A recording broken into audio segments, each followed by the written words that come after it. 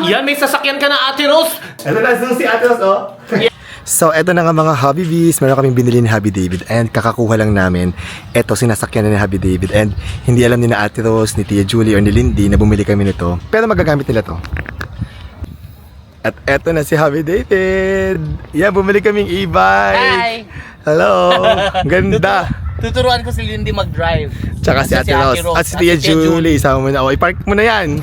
Brand new gaya na, bagong bili guys. Ang ganda. Pwede na kami mamili ng mga gulay at saka pag walang yelo. Charis. Okay, the question is, saan mo ipapark? Diyan lang sa may labas. O, dyan na lang muna.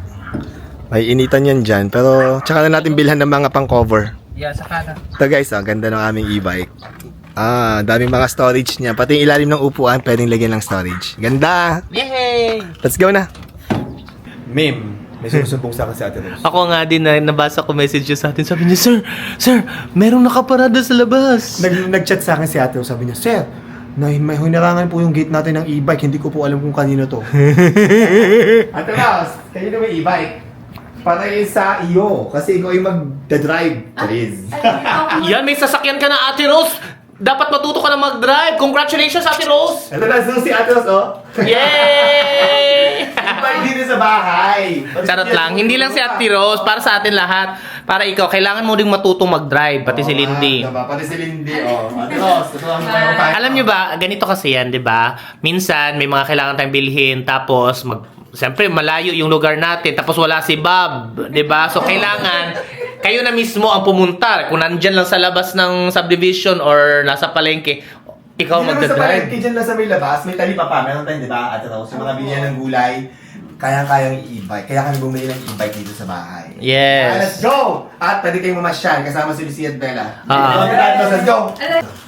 So ngayon, dahil sinumbong natin may nakaharang, aalisin natin natin sa likat. Tingnan mo, panoodin mo para alam mo na next time. Para alam nyo kung paano paandarin. Okay, Pero next go. time, ang gagawin na is, Tuturuan mo. tuturuan ko kayong paano mag-drive. Yes. Ha? O, tingnan nyo ngayon, let's go. Tingnan natin. So, eto na. Tatanggalin na natin itong nakaharang na e-bike na ito. Ato, so tingnan nyo. Sumakay ka ngayon, sumakay ka. Nag-alala talaga si Ate Rose. Sabi niya, may nakaharang! Nagulat nga ako kahapon ako. Kasya kaya kita. Sagay ka nga, Tia Julie. Tingnan mo, kasya kayo Kasya kayong dalawa. Para si Mga Lindy sexy- magdadrive, tapos sila. Ayan. Gawin. Gawin na. Oh, naka-under na to. Ganito lang yan sa pagpa-under. Ayan. Off na yan, oh. Kasi electric lang man to. Walang kailangan Walang gasolina. gasolina, oo. I-on lang siya, ganyan. Ayun Yan, na. Ano na siya, ano, makikita nyo. Oo, ito drive, ito reverse. Reverse. Ang reverse, yung nag-iingay. Skandalosa! Ang ingay niya pag reverse, parang ganito. Tanggalin ko yung brake. Tapos naka-brake din ako. Tapos tanggalin ko yung brake dito. Break din yan. Hindi, wala na ako nakasala. Init. Bye-bye! Hi! Ganyan. Lakad na kayo. Yan, let's go! Gawin na kayo. Ayun, natin sa mga kanan kayo. Ano na, yeah! Ganyan, ganyan lang Ate Rose. Doon ka. Sige, ano kayo? Ikot kayo. Dali. Mabilis. Isang ikot lang. Yay! Bumalik kayo mag-ikot sa subdivision. Hindi na kayo Hey, hey, Habibi, here comes the happy, colorful and shiny. Let's go, let's roll.